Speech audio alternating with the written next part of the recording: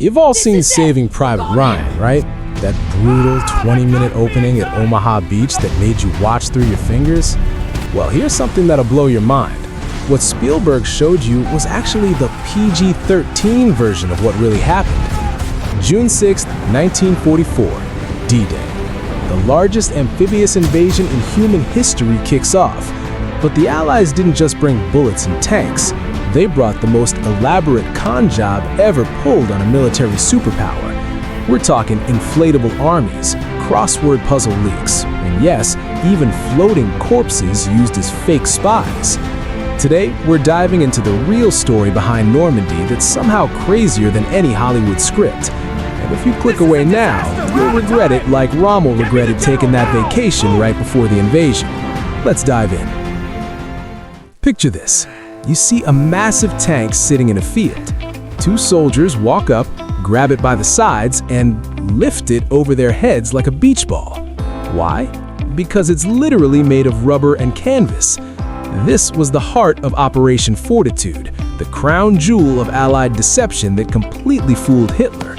The Allies created an entire phantom army in southeast England, complete with fake airfields, dummy landing craft, and thousands of inflatable tanks and planes positioned near Calais. But here's where it gets genius. They put General George S. Patton, Hitler's most feared adversary, in command of this ghost army, called the First U.S. Army Group. The Germans were absolutely convinced that wherever Patton went, the main invasion would follow. Every night they drove tractors around to create realistic tank tracks in the mud.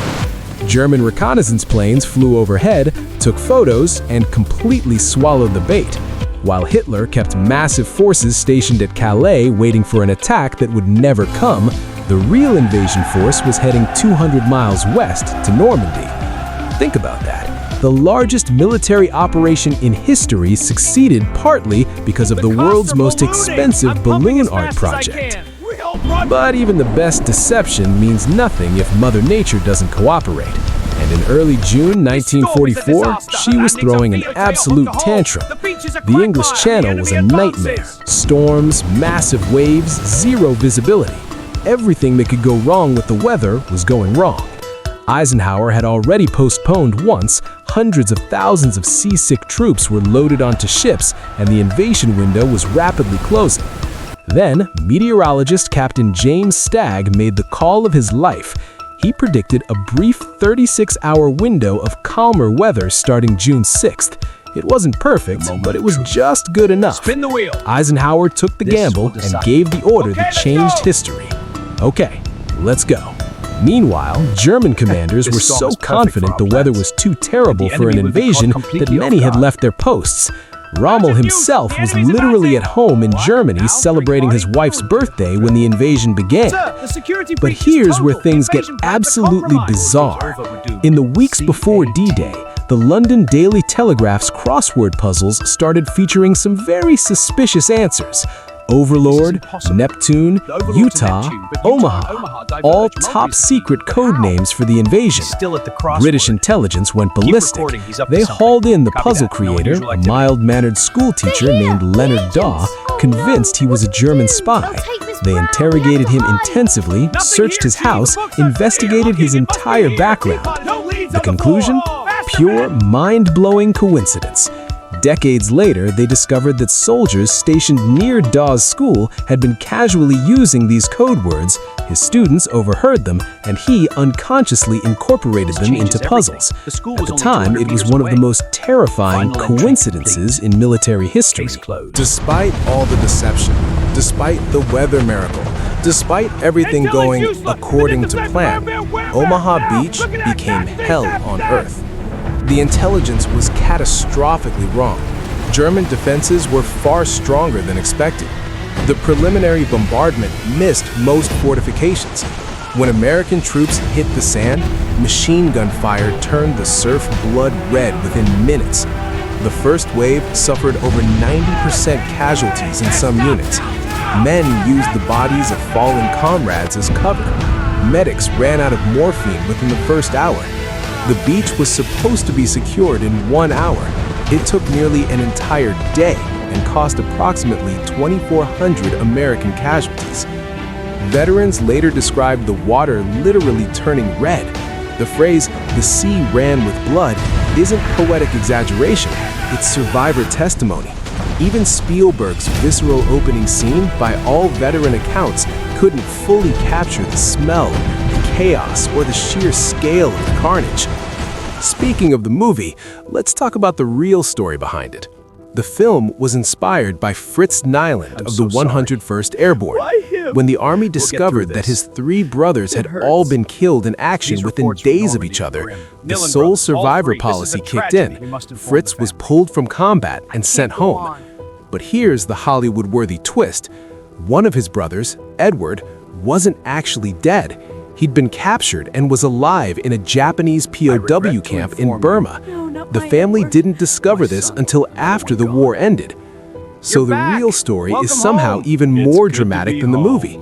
Fritz did go home, but not all his brothers had died. And unlike the film, no special mission was launched to extract him. The Army simply found him and sent him back once they realized the situation. The broader truth is sobering. Over 400,000 American families received those dreaded telegrams during World War II. The Nylands were just one of thousands of families devastated by the war. By the end of D-Day, approximately 156,000 Allied troops had landed in Normandy. Roughly 4,400 Allied soldiers died that day, with thousands more wounded. But the deception had worked perfectly. Hitler kept 15 divisions at Calais for weeks, waiting for the real invasion that never came. The fake army, those inflatable tanks and phantom divisions, continued to operate for weeks after D-Day, keeping German forces divided and confused. Some historians argue that Operation Fortitude saved tens of thousands of Allied lives by preventing German reinforcements from reaching Normandy quickly. The Ghost Army units weren't officially recognized until decades later. These artists, sound engineers, and special effects experts who created the greatest show on Earth received almost no credit during the war. Their operations were classified for over 40 years. So there you have it. D-Day wasn't just won with courage and firepower. It was won with rubber tanks, weather forecasts, and the greatest bluff in military history. Behind every heroic charge was an elaborate web of lies. Behind every strategic victory was a school teacher's crossword puzzle and a meteorologist's 36-hour gamble. The next time you watch Saving Private Ryan, remember, those tanks rumbling in the background might as well be balloons. That weather window was a miracle, and that mission to save one soldier, it happened, sort of. But the real story is even stranger. History isn't just about the battles we remember, it's about the deceptions we forget, the coincidences that seem impossible, and the ordinary people who did extraordinary things with inflatable tanks and crossword puzzles. If you enjoyed this deep dive into D-Day's hidden history, smash that subscribe button and hit the notification bell. Next time, we're uncovering another mind-blowing story that Hollywood couldn't make up if they tried. Until then, remember, sometimes the greatest weapon in war isn't a gun, it's a really convincing balloon.